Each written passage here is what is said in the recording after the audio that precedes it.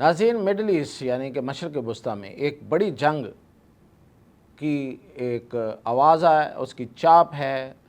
بڑے جنگ کی چاپ سنائی دے رہی ہے، اس لیے کہ کوئی سپائلر درمیان میں آ گیا ہے۔ اب ہم تو ظاہری باتوں پہ یقین کرنے والے لوگ ہیں، کیونکہ ایران نے کہا ہے کہ اس نے حملہ نہیں کیا یو اے ای پہ، اور یو اے ای کہہ رہا ہے کہ ایران سے حملہ ہوا ہے۔ اب یہ حملہ کس نے کیا ہے اور اس کے مقاصد کیا ہو سکتے ہیں؟ کیا یہ ٹرمپ نئی جنگ افورڈ کر سکتا ہے؟ یعنی کہ نئے سرے سے جنگ کرنا اس کا کوئی فائدہ ہے یا اس کا نقصان ہے؟ اس پر بات کرتے ہیں میاں طاہر۔ دیکھیں، سب سے پہلے تو میں ایک بات کا مجھے ایک دلیل بڑی دل کو لگتی ہے، وہ یہ ہے کہ ٹرمپ کو اس مہینے کے درمیان میں، یہ جو مہینہ شروع ہے اس وقت، اس کے درمیان میں مڈل آف دس منتھ اسے چائنا جانا ہے۔ دو صورتیں ہیں، ایک یہ کہ وہ جنگ ختم کر کے جائے، اور دوسرا یہ کہ وہ جنگ کو لے کے ان کے سامنے ٹیبل پہ بیٹھے۔ یعنی کہ وہ اپنے ہاتھ میں، جو آج اس نے ایک تصویر بھی جاری کی ہے، اس کے ہاتھ میں جو کارڈز ہیں، تاش کے پتے دکھائے ہیں نا، اس نے آج ایک تصویر جاری کی ہے۔ ٹرمپ جوکر ہے، مختلف کام کرتا رہتا ہے، جیسے اس نے بلیک چشمہ لگا کے گن لے کے ایک تصویر کھنچوائی تھی، اسی طرح اب اس نے کارڈز یعنی کہ وہ جو تاش کے پتے ہیں وہ ہاتھ میں، تو اس نے کہا سب پتے میرے پاس ہیں۔ اب یہ پاسبل ہے کہ اس کے ذہن میں یہ ایک شیطانی کھیل ہو کہ وہ ان پتوں میں ایک پتا یہ جنگ والا لے کے ان کے پاس جائے ٹیبل پہ اور کہے کہ جی اب بتائیں آپ کیسے بازی لگائیں گے اس میں۔ یعنی کہ وہ چاہے کہ ایران اس جنگ کو بند کرائے، یا پھر یہ ہے کہ پھر میرے ساتھ سودے بازی کرے اور میں تو رستہ روک کے بیٹھا ہوں۔ یہ ایک چانس ہے، لیکن یہ چانس مجھے کیوں کم لگتا ہے؟ اس لیے کہ جب کچھ دن پہلے، ابھی اپریل کے اینڈ پہ، ٹرمپ نے جب اعلان کیا کہ چین کی کمپنیوں پہ ہم پابندیاں لگا دیں گے جنہوں نے تیل لیا وہاں سے ایران سے، اور ان پہ ٹیرف بڑھا دیں گے، تو چین نے اپنی کمپنیوں کو جواباً کہا کہ کوئی پرواہ نہیں کرنی، بالکل بے فکر رہیں۔ یعنی کہ جو ریفائنریز اور جو کمپنیاں، آئل کمپنیاں وہاں سے تیل لے کے آتی ہیں، انہوں نے کہا کوئی پرواہ نہیں کرنی امریکی پابندیوں کی، آپ لائیں اور تیل دیں لوگوں کو، پہنچائیں چائنا میں، اس کی پابندیوں کو دیکھا جائے گا۔ یعنی کہ انہوں نے کہا کہ امریکہ کی پابندیاں جوتے کے نوک پر، یہ کہا ہے اس نے۔ اب جو چائنا اس انداز میں اس کی پابندیوں کو، اس کی جو غرور ہے، طاقت ہے، اس کو اس طریقے سے ڈیل کر رہا ہو، اس کو ٹیبل پہ بیٹھ کے وہ کیا اس پتے دکھائے گا، اور اس میں ایران کا پتہ وہ کیسے وہ چائنا جو ہے وہ اس کو مات دے سکتا ہے؟ چائنا جو ہے وہ کہے گا جی ایران مسئلہ ہے، جائیں جا کے حل کریں، ہاں ہم سب کے ساتھ مل کے بیٹھ کے حل کر لیں گے۔ اگر سب کے ساتھ مل کے بیٹھ کے حل کرنا ہوا تو میرا یہ ذاتی تجزیہ ہے کہ یہ پتہ لے کے شاید ٹرمپ نہیں جائے گا، اور اگر جائے گا تو منہ کی کھائے گا، اس کو ملے گا کچھ نہیں اس کے بدلے میں۔ اگر وہ یہ چاہے کہ اس بنا پہ وہ چائنا کو کچھ کمپرومائز کرنے پہ، سودے بازی کرنے پہ امریکہ کے ساتھ مجبور کر دے گا کہ کچھ معاملات میں وہ اس کے ساتھ جو جس طرح وہ چاہ رہا ہے وہ اس طرح سے مل کے چلے، تو میرا نہیں خیال کہ چائنا یہ کرے گا۔ ہاں، اس سے پہلے اگر یہ نہیں اس نے لے کے جانا تو پھر اس کا مطلب اسے جنگ بند کر کے جانا ہے۔ تو جنگ بند اگر ہونی ہے تو پھر یہ جو شرارتیں ہیں، جس طرح سے یو اے ای پہ حملہ ہوا ہے، اور یو اے ای کہہ رہا ہے ابھی تک کی اطلاعات، اب جب آپ میرا ویلاگ سن رہے ہوں گے پتہ نہیں کیا سے کیا ہو رہا ہوگا، کہ وہ کہہ رہا ہے کہ 15 میزائل جو ہیں وہ ہم نے روکے ہیں، اور 3 جو ہیں ڈرون روکے ہیں ہم نے، جو لگے ہیں یہ روکے ہیں، تو یہ سارے ایران کی طرف سے آئے ہیں۔ ایران کہتا ہے ہم نے نہیں کیے۔ تو یہ تو کوئی سپوائلر ہے نا، یہ کوئی شرارتی ہے نا، یہ کوئی شیطان ہے جو شرارت کر رہا ہے، جو اس سیز فائر کو ختم کرنا چاہتا ہے اور جنگ کو دوبارہ سے شروع کرنا چاہتا ہے۔ تو وہ شیطان کہاں پہ ہو سکتا ہے، وہ سپوائلر کہاں پہ ہو سکتا ہے؟ تو وہ سپوائلر کا ایک ہی دھیان جاتا ہے فوری طور پہ، وہ اسرائیل ہے۔ اب اسرائیل جو ہے وہ کس کے ساتھ مل کے یہ کام کر رہا ہے، کسی سے کروا رہا ہے، خود کر رہا ہے، کہیں اور سے فائر اس نے کروا دیا ہے اور ایران پہ ڈال رہے ہیں، تو یہ تو خیر ابھی پتہ چل جائے گا۔ لیکن شاید فوری پتہ نہ چلے اور اس کے نتیجے میں جو کچھ ہو جائے، ایکسپلوڈ ہو جائے، ہر چیز بم پھٹنا شروع ہو جائے۔ تو یہ اصل میں جو اسرائیل ہے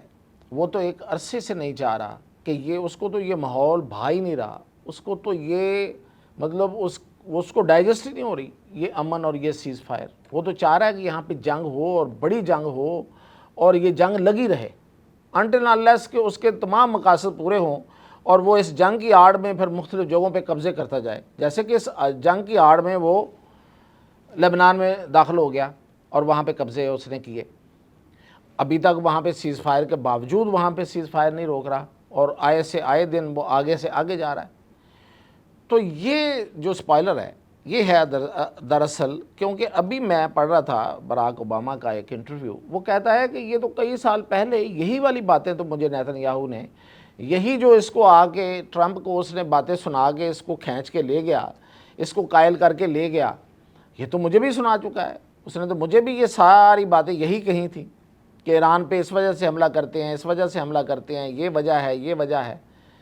تو میں تو نہیں گیا تھا، میں نے تو اس وقت کچھ اور معاہدہ کر لیا تھا، لیکن یہ جو ہے یہ چلا گیا، یعنی کہ وہ اس کو بیوقوف قرار دے رہا ہے۔ تو یہ اس کی دیکھیں، اگر اب اس سے بالکل واضح ہوتا ہے کہ امریکہ کے اندر ڈویژن موجود ہے، لیکن اسرائیل اپنے مقاصد میں کامیاب رہا۔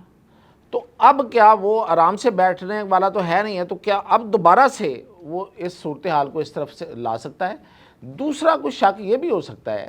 ممکنہ طور پہ کہ ایران کے اندر سے کسی نے کوئی ایسی شرارت کر دی ہو، کیونکہ ایران میں بھی تو کچھ بہت زیادہ انتہا پسند لوگ پائے جا سکتے ہیں اور ہیں، جن کے بارے میں کوئی اشارے بھی دیے جا رہے ہیں اور کچھ کہا بھی جا رہا ہے، لیکن اس کے چانسز اس لیے کم ہیں کہ ایران نے اس کی تردید کر دی اور کہا ہے کہ ہم نے یہ حملہ نہیں کیا ہے۔ اب اگر فرض کرے ایران سے ہوا بھی ہے تو ایران کی طرف سے تردید آ جانا جو ہے یہ میرا خیال ہے کہ سب سے اہم بات ہے،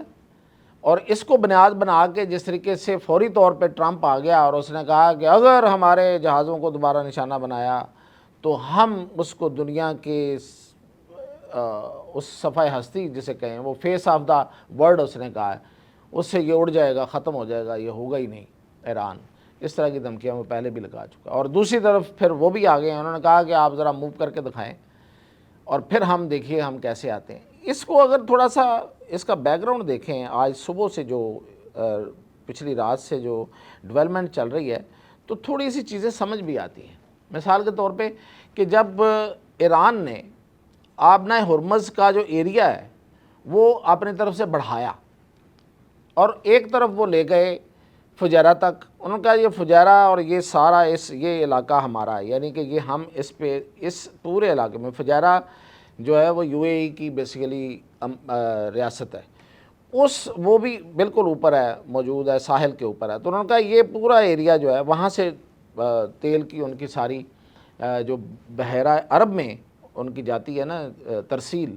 وہ فجیرہ سے جاتی ہے، جو آبنائے ہرمز سے گزرے بغیر بحیرہ عرب میں چلی جاتی ہے۔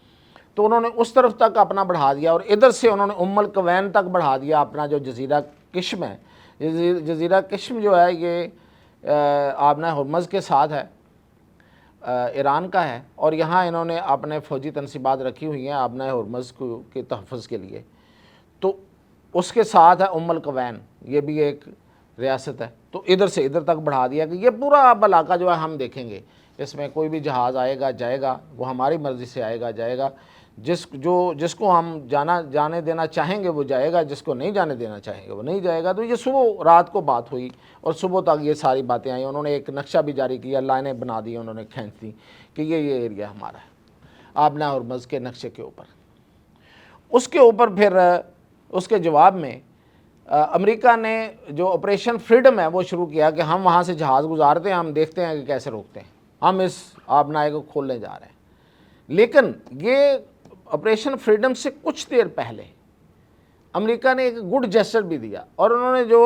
جہاز ایران کا پکڑا ہوا تھا وہ اور اس کا عملہ پاکستان کے حوالے کیا، اور پاکستان نے وہ جہاز اور عملہ جو ہے وہ ایران کے حوالے کر دیا۔ تو چیزیں کچھ اس طرح سے چل رہی تھیں کہ نظر آ رہا تھا شاید، اور پھر امریکہ نے خود بھی کہا کہ یہ جو ہماری ناکہ بندی ہے یہ بہت سخت نہیں ہے، کچھ اس طرح کی ان کی لفاظی تھی کہ جس کا مطلب یہ ہے کہ बस ये इसे नाकाबंदी ही समझा जाए, कुछ नहीं है। तो कुछ चीज़ें बेहतरी की तरफ जाते जाते साथ ही शाम के वक्त ये हमला हो जाता है। तो इसका मतलब ये है कि ये जो चीज़ें कुछ बेहतरी की तरफ जा रही हैं और कुछ उधर से